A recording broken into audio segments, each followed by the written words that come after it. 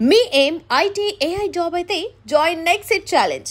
Job తెచ్చుకోండి, 5 లక్షలు తీసుకోండి. డీటెన్ రాజు అనగానే ఫుల్ సెలబ్రిటీ హోదా. అప్పుడే వచ్చావు, విన్ అయ్యావు, జనాలందరి మీద పడి ఇలా చేసావు. ఇప్పుడు జనాలు అంటే ఏం చేంజెస్ చూసావు జనాల్లో యాస్టీస్ అలాగే ఉంది. మన చుట్టూ తిరిగే చూసా ఫేమ్ ఉన్నప్పుడు ఒకలాగా, లేనప్పుడు ఒకలాగా బిహేవ్ చేసేవాడిని. డబ్బు ఉంటేనే ఏదైనా అవుతుంది. నీ అనుకున్న వల్లే నీతో లేదు. నీకు కార్డు లేదా? లేదన్న కార్డు. అక్కడ యూనియన్ పర్సన్ ఒకళ్ళు మనల్ని మోసం చేశారు. 5 లక్షలు తీసుకున్నారు. ఏమన్నా నడుస్తుందా? కార్డు ఇవ్వకూడదని ఇవ్వట్లేదు. మనం అంటే పన్నోళ్ళు కొంతమంది ఉన్నారు. నీ లవ్ స్టోరీ ఈషా, ఎన్ని కాంటాక్ట్లు ఉంటాయి నీ ఫోన్లో? 500 1000. సడన్గా ఇప్పుడు ఒక ఫోన్ చేసి డబ్బులు పెడితే వాడు బూతులు తిడతాడు. ఒక 1000 రూపాయలు కావాలరా. ఓకే, చేసిన తర్వాత గుర్తు పెట్టుకోవచ్చు. ఇట్లాంటి వచ్చినప్పుడే ఇంటర్వ్యూలో ఉన్నారా? హాయ్, హలో, నమస్తే. నేను మీ anchor Shiva. Welcome to iDream media. ఈరోజు మన ముందున్న గెస్ట్ ప్రోమో చూస్తే ఈ పాటికి అర్థమై ఉంటుంది. నా ముందున్న గెస్ట్ రాజు, డీటెన్ రాజు యాక్చువల్లీ నేమ్.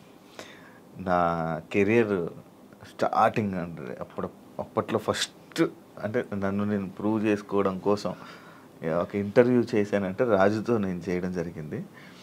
దాని తర్వాత మధ్యలో మళ్ళీ ఒక ఇంటర్వ్యూ చేశాను. మళ్ళీ ఇప్పుడు ఇంకొక ఇంటర్వ్యూతో కనిపించట్లేదు. ఏమైంది రాజు, ఏం జరుగుతుంది, రాజు లైఫ్ ఎలా ఉంది అంటే మనం స్టార్టింగ్ మన ఇంటర్వ్యూ మనోడితో చేసాం కాబట్టి గుర్తొస్తుంటుంది కదా. అప్పుడప్పుడు ఎవరైనా అడుగుతుంటారు, నీ ఫస్ట్ ఇంటర్వ్యూ ఎవరితోండ్రా అంటే పలానా డీటెయిల్ రాజుతో నా కెరీర్ ఎలా స్టార్ట్ అయ్యింది, యాంకరింగ్ అది ఇది అని చెప్పుకుంటున్నప్పుడు అది గుర్తొస్తుంది కదా. సడన్గా రాజు ఏం చేస్తున్నాడు ఏంటంటే ఏమైంది ఏంటి లైఫ్ గురించి తెలుసుకుందామని ఇంటర్వ్యూకి పిలవడం జరిగింది.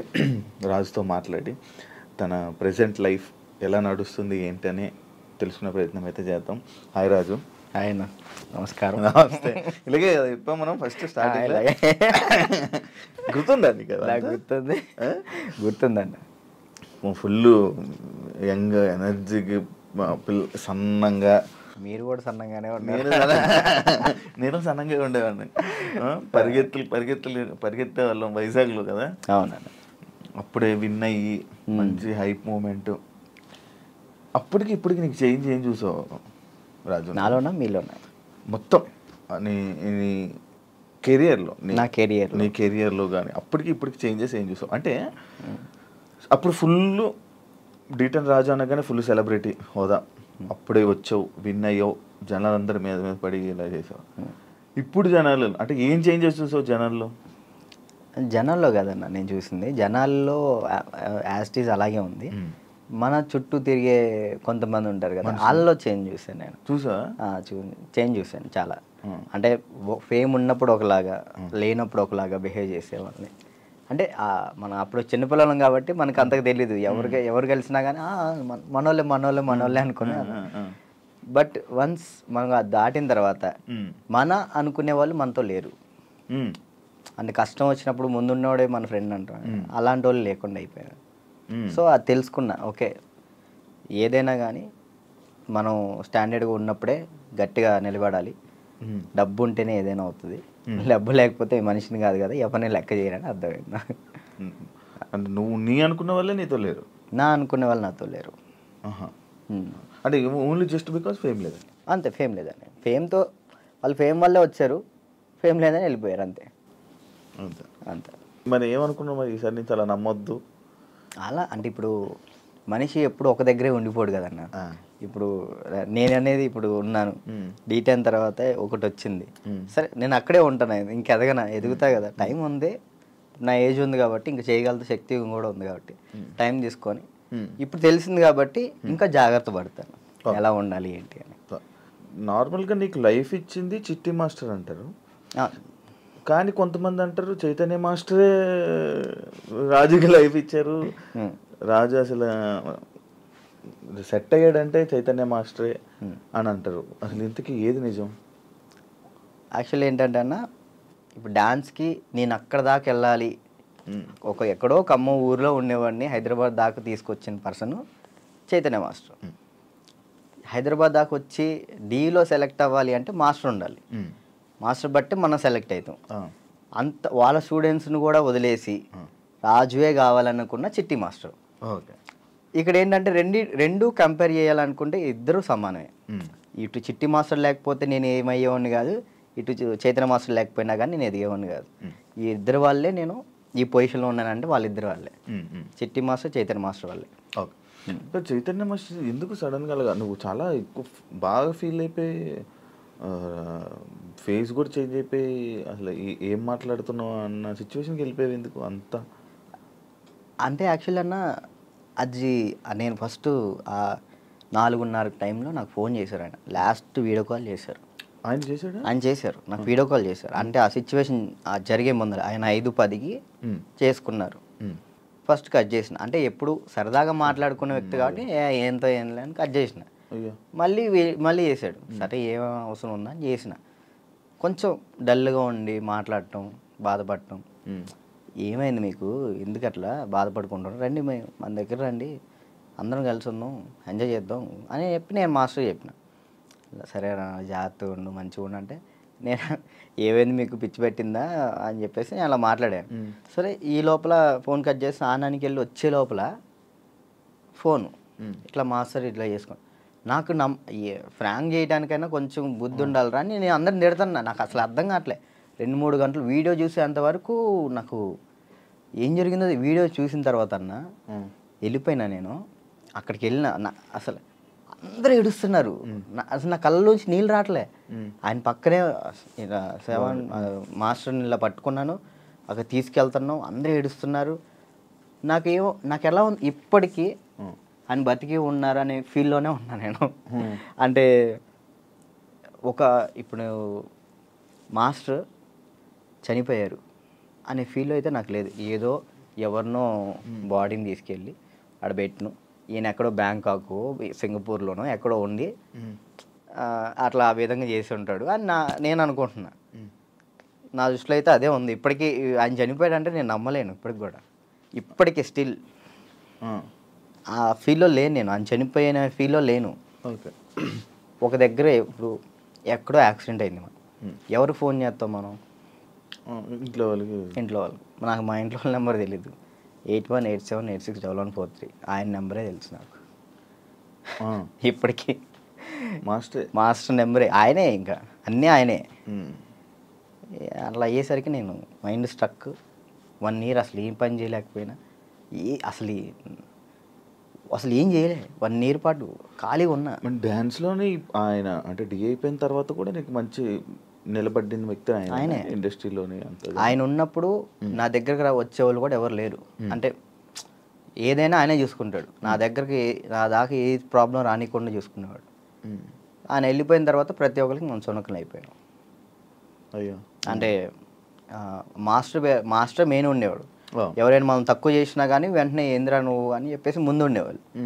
ఇప్పుడు ఆయనే లేదు కదా, ఇక నోరు లెగుస్తున్నాయి అంతే.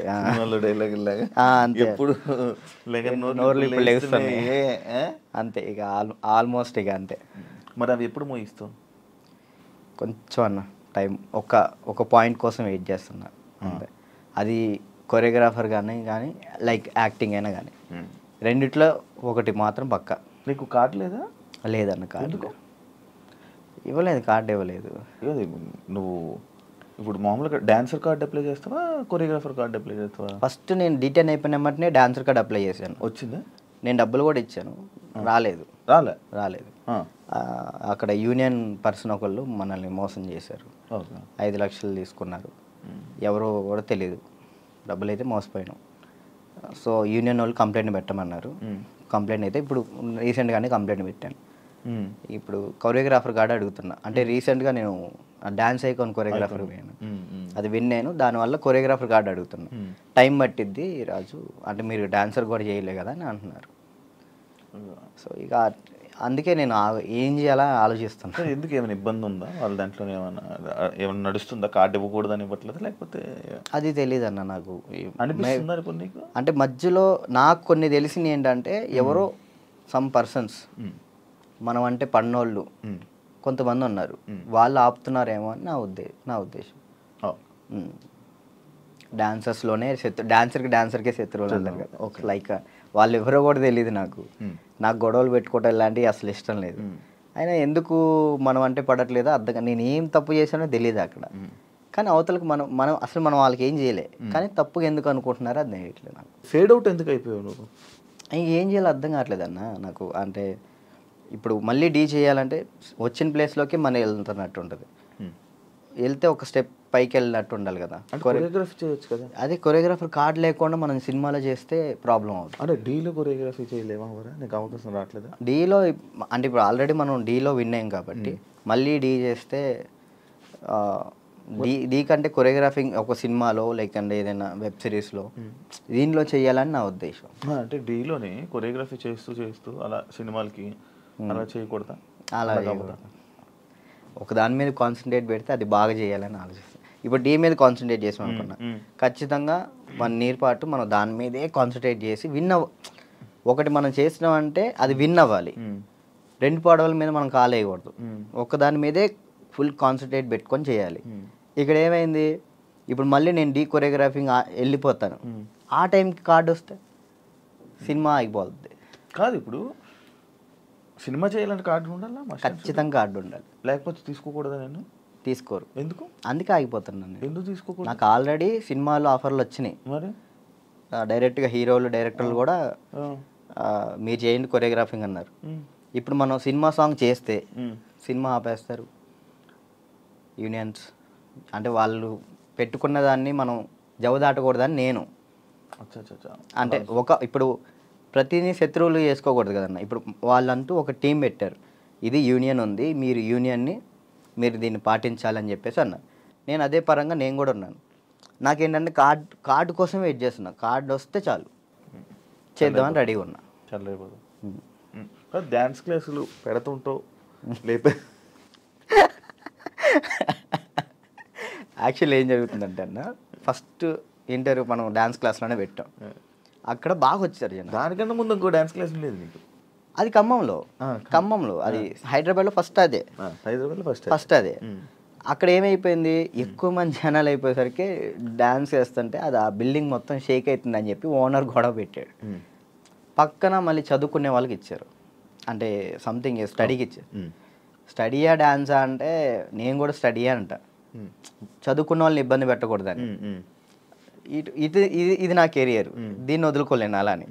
నాకు ఏం చేయాలో అర్థం కాలే. ఇక సర్లే ఇక్కడ కాకపోతే మనం ఎక్కడైనా పెట్టుకోవచ్చు, చదువుకున్న వాళ్ళని ఎందుకు ఇబ్బంది పెట్టాలని చెప్పి నేను అక్కడ నుంచి తీసేసాను.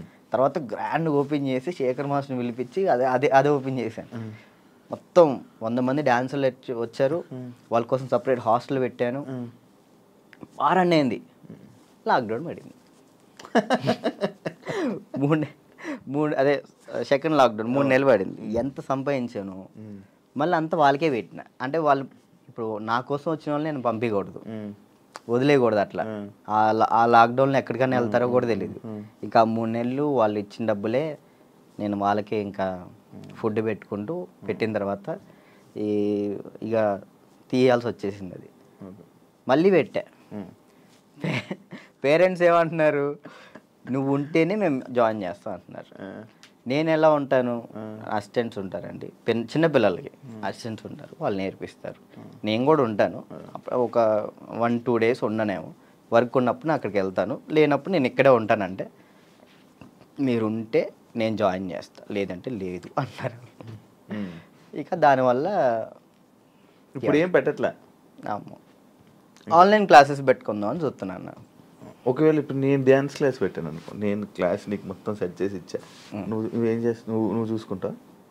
లేదు, చూసుకోలేను. అలా చూసుకోలేదు. వీక్లీ ఒక 2 days 3 days అలానే అట్లయితే నేను చేసుకుంటాను ఖచ్చితంగా. ఓకే, వీక్లీ ఒక 2 days నువ్వు చూసుకోమను అనుకో, నేను వచ్చాను ఆ 2 days పర్ఫెక్ట్. ఆ విషయంలో మాత్రం పక్కా డెడికేషన్. వర్క్ విషయంలో నువ్వు ఏది చెప్పినా కానీ నేను ముందుంటా. ఓకే.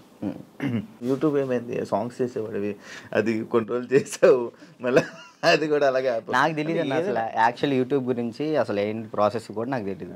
స్టార్టింగ్ యాక్చువల్లీ ఆ సాంగ్ నేను ఎందుకు చేశాను అంటే అన్న, నేను చేయగలుగుతానా లేదా, ఓకే, కొరియోగ్రాఫింగ్ కానీ వీడియోగ్రఫీ కానీ కెమెరా టేకింగ్ నాకు తెలుసా తెలియదా, ఏదైనా కానీ మనం తెలుసుకుంటేనే అది చేయగలుగుతాం లేదు తెలిసింది. పక్కన డబ్బులు లాస్ చేయడం కంటే ఆ టైంలో నేను సంపాదిస్తున్నా కాబట్టి నా డబ్బులతో నేనే చేసిన. ఓకే, నాకు ఇష్టమైన సాంగ్ అది. ఓకే నాకు అర్థమైంది, ఇట్లా ఉంటుంది, ఇట్లా చేయాలి, ఇట్లా ఈ కెమెరా ఇలా కెమెరా మీదే ఉంటుంది అంతా, లెన్స్ అవి ఉంటాయి, ఓకే చూసుకోవాలి, టేకింగ్స్ చూసుకోవాలి, ప్రతి ఒక్కటి దాన్ని ఎలా కొరియోగ్రాఫింగ్ చేయాలి అన్నీ ఆ ఒక్క సాంగ్లోనే నేర్చుకున్నాను నేను. ఓకే, అప్పుడు అర్థమైంది. ఆ తర్వాత ఇప్పుడు మీరు వచ్చారు, నన్ను నమ్మి సాంగ్ ఇస్తారు, దాన్ని నేను నాకేదో వస్తున్నాయి డబ్బులు వస్తున్నాయి కదా, నేను ఏది పడితే అది తీస్తే బాగోదు కదా, అదే న్యాయం చేయాలని చెప్పి నేను ఇది నా డబ్బులు ఖర్చు పెట్టుకొని తీసి నా ఛానల్ ఓపెన్ చేసుకొని పెట్టిన. బాగా వెళ్ళింది, అది 10 millions దాకా వెళ్ళింది. దాని తర్వాత ఇప్పుడు బయట చేసిన వెబ్ సిరీస్ సాంగ్స్ కానీ యూట్యూబ్ సాంగ్స్ కానీ అప్పుడు నాకు అర్థమైంది కాబట్టి ఇంకా చేసుకుంటూ వచ్చిన. మళ్ళీ దాని తర్వాత నీకు ఛానల్ నుంచి సాంగ్స్ వచ్చాయా ఈ కొరియోగ్రఫీ చేయని? యూట్యూబ్ ఛానల్ నుంచి రాలేదు, అంటే లేదు యూట్యూబ్ సాంగ్ నుంచి రాలేదు. ఈ నా ఛానల్లో ప్రయత్నం చేసుకున్నా, దాని తర్వాత 2-3 వచ్చినాయి, అవి బాగా చేసాం, అవి కూడా బాగానే. నేను కూడా సాంగ్స్ చేశాక నాకు అర్థమైంది అనమాట, ఓకే బ్యాక్లో ఇలా ఉండాలి మొత్తం కనబడే. అమ్మో ఎట్లా ఉందన్న నరకకూడదు కదా.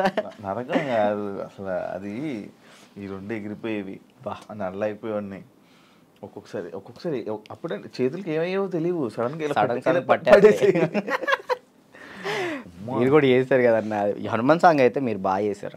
నువ్వు ఫోన్ చేసావు కదా నాకు, ఫోన్ బాగా చేసావు, నాకు బాగా అనిపించింది. అంటే మీ సైడ్ నుంచి నేను అది ఎక్స్పెక్ట్ చేయలేదు, మీరు అది చేయగానే నేను చాలా హ్యాపీ ఫీల్ అయ్యా. అరే నేను ఎల్లుంటే బాగుండు, శివన్న బాగా చేస్తున్నాడు, మనం ఎల్లుంటే పక్క మనం యాక్చువల్లీ బాబీ కూడా బాగా చేస్తాడు. అండ్ ఏమైందంటే మ్యాటర్, నేను డాన్స్ చేస్తానని మన వాళ్ళు వేరే కొరియోగ్రాఫర్లకి ఇలా అడుగుతుంటే, అమ్మో ఆయనకి అవద్దా, ఆయనకి నా వల్ల కాదని వెళ్ళిపోయారు. బాబీ ఒక్కడే వచ్చాడు ముందుకి, అడుగుతుంటే బాబీ ఒక్కడే వచ్చాడు, ఇంకా మిగతా వాళ్ళు ఎవరు చేయనన్నారు. నాకు వేరే వాళ్ళు ఇచ్చినా నేను తీసుకునేవాను కాదు, మిమ్మల్నే తీసుకుంటాను. ఎందుకంటే అన్న డాన్స్ అంటే మెయిన్గా మీరు హెవీగా డాన్స్ చేయటం కాదు, కొరియోగ్రాఫింగ్ అంటే మనం దాంట్లో చాలా చేయొచ్చు. మనం డాన్స్ ఒకటే లైఫా, ఇంకేమైనా ఉందా నీకు తెలియని కళా పోషకాలు ఏమైనా ఉన్నాయా? ఏముండే అన్న, డాన్స్ ఒకటే లైఫ్ అండ్ యాక్టింగ్ ఇష్టం అనమాట చాలా.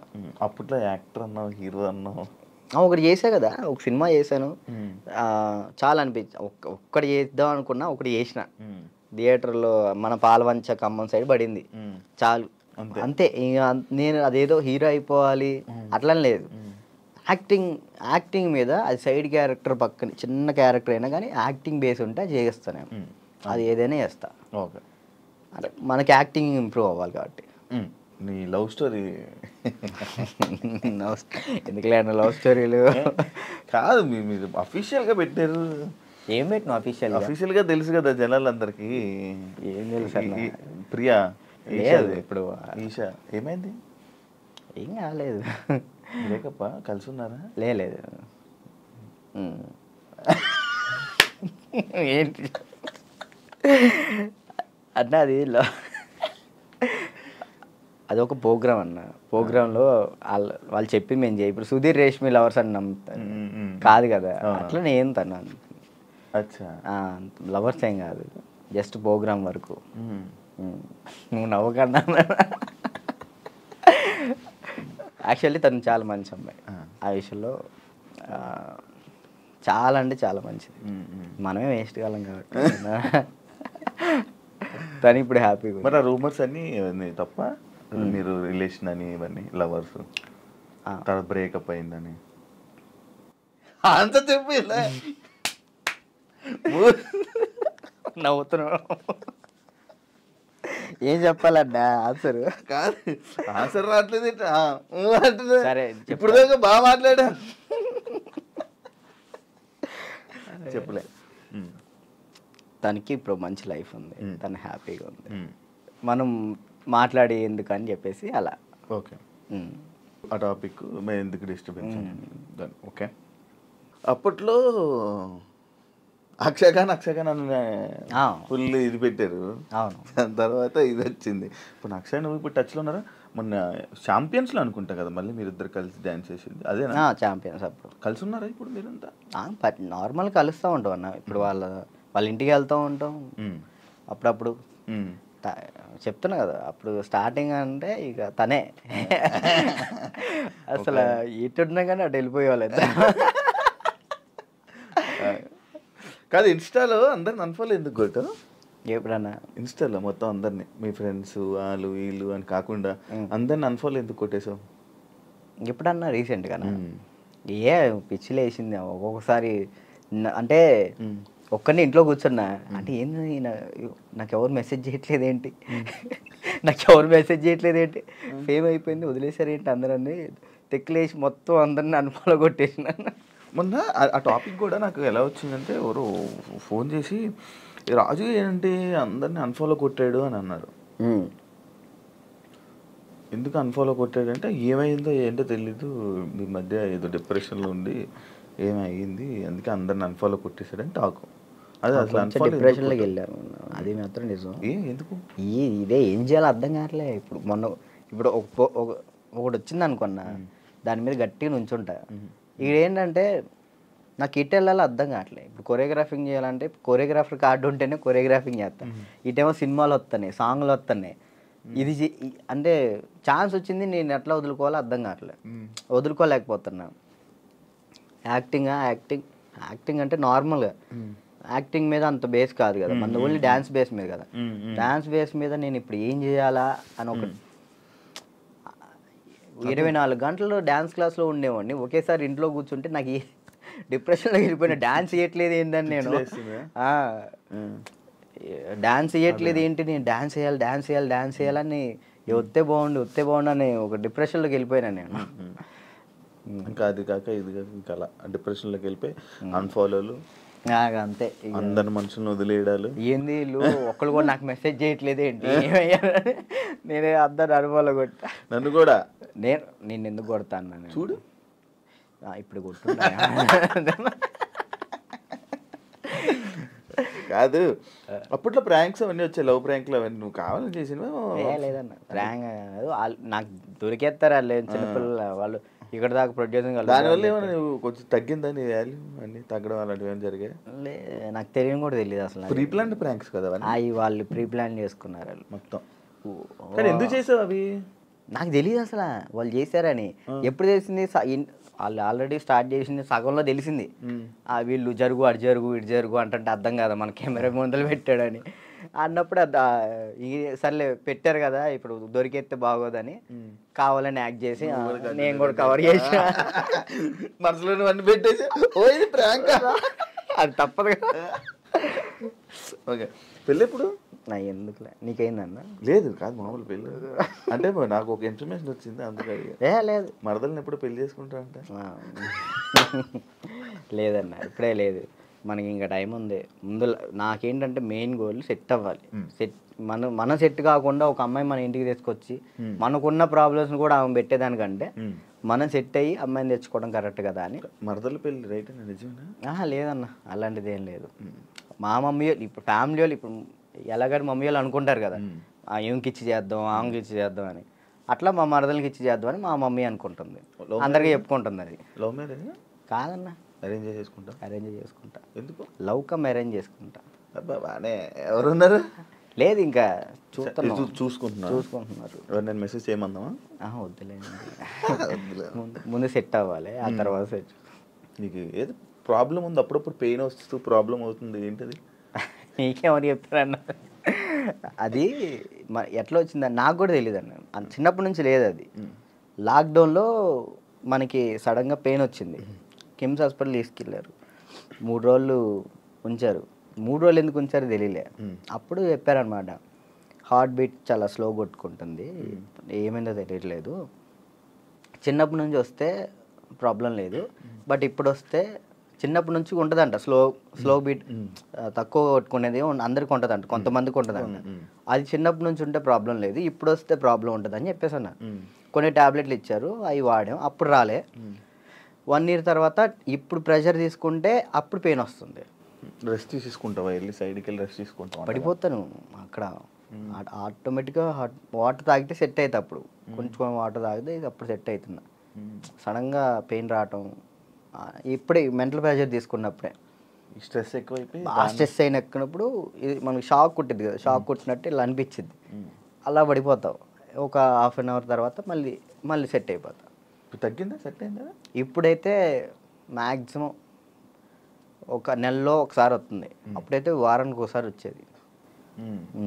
మరి చెప్పలేదు ఎవరికి? ఎవరు నమ్ముతారండి, ఏ సొల్లు మాటలు చెప్తున్నావు అనుకుంటారు వాళ్ళు. అవి చెప్పుకొని ఏం చేస్తావు అని, అంతే, ఏం లేదు, ఇది మన ప్రాబ్లం కదా ఇది అని. రాజుని కొన్ని విషయాల్లో నెగిటివ్ చేశారు.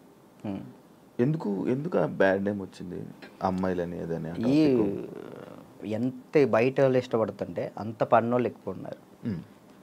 ఇప్పుడు వాడికి తెలీదో నాకు తెలీదు, కానీ నా గురించి మాత్రం బ్యాడ్ మాట్లాడేస్తాడు. అది విన్నా వినకపోయినా కానీ వాళ్ళెవరి ముందు బ్యాడ్ మాడేస్తారు.